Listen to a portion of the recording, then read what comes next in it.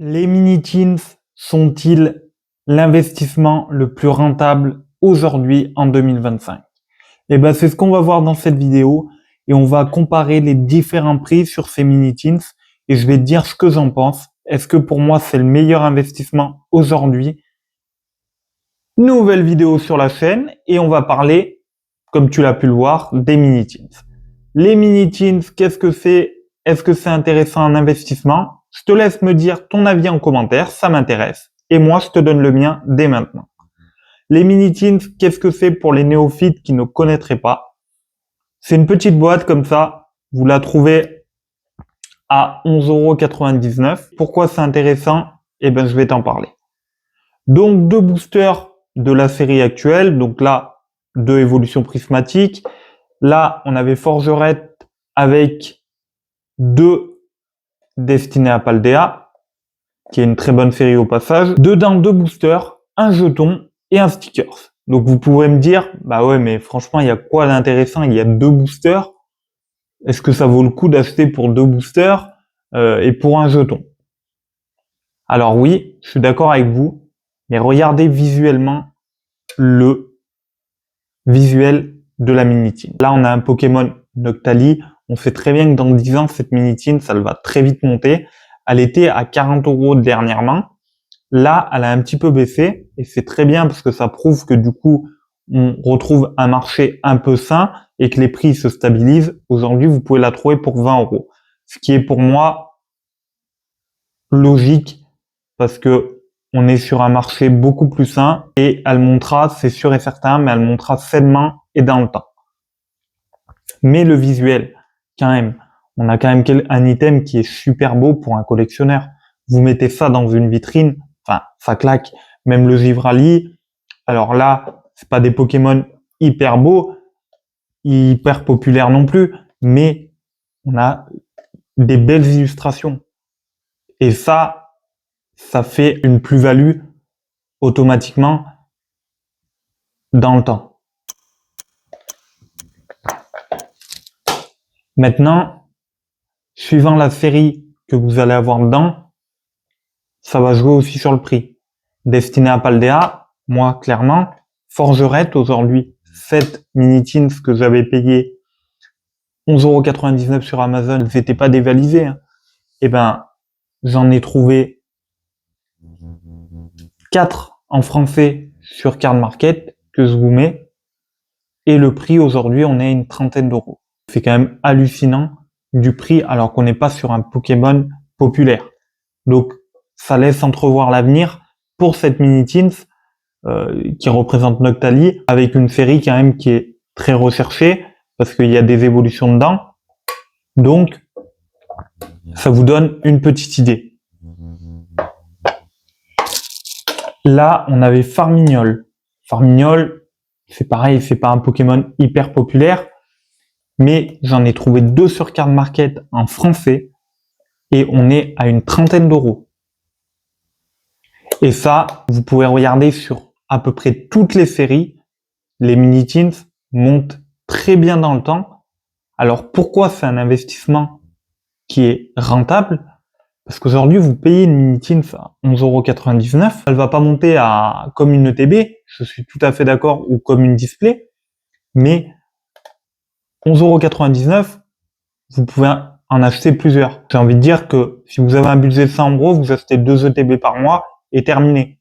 Maintenant, si vous achetez à 11,99 € une dizaine de mini-teens par mois, bah, je vous laisse faire le calcul sur un an combien ça fait et combien vous allez pouvoir les revendre suivant le prix si la mini-teen elle monte à 40 €.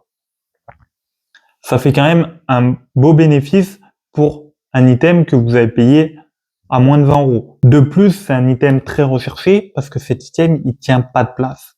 Une mini-teen, vous la mettez dans une boîte, vous les empilez les uns sur les autres et voilà, il n'y a pas de souci. C'est scellé.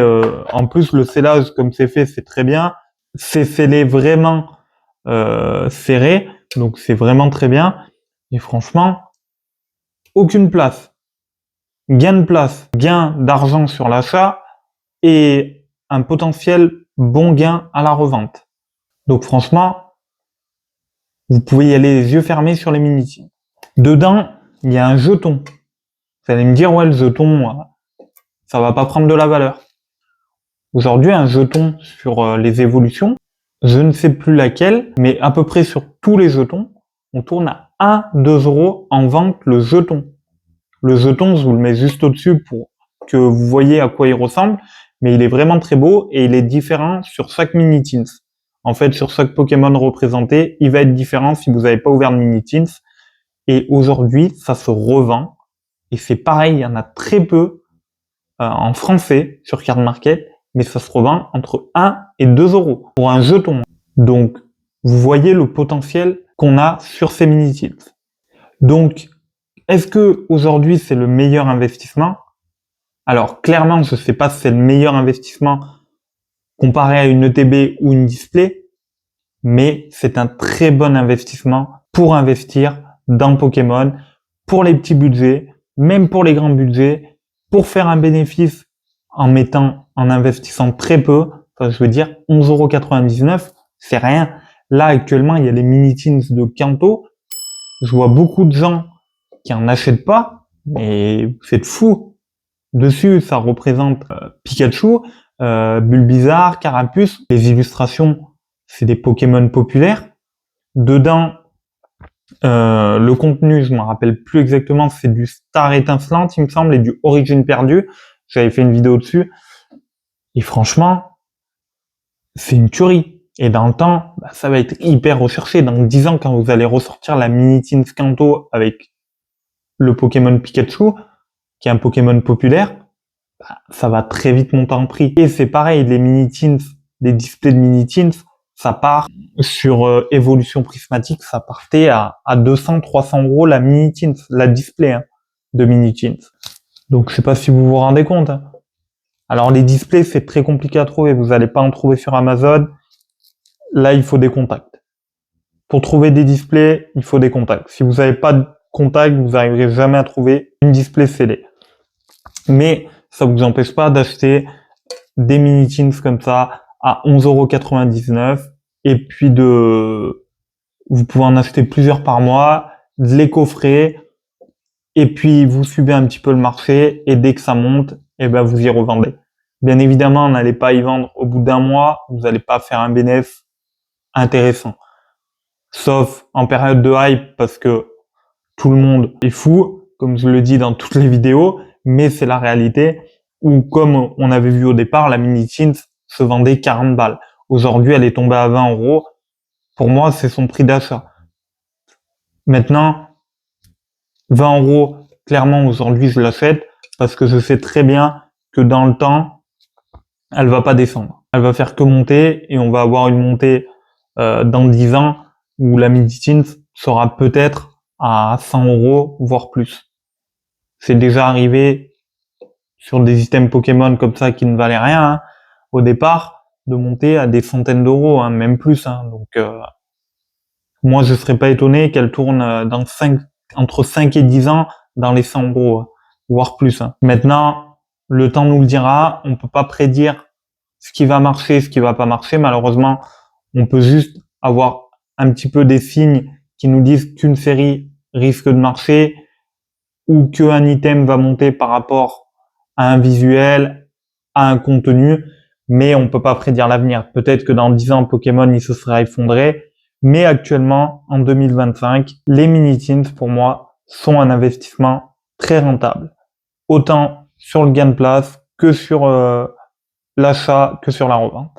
Ça sera la petite conclusion de cette vidéo. Si elle t'a plu, comme d'habitude, laisse-moi un like, ça m'aide beaucoup.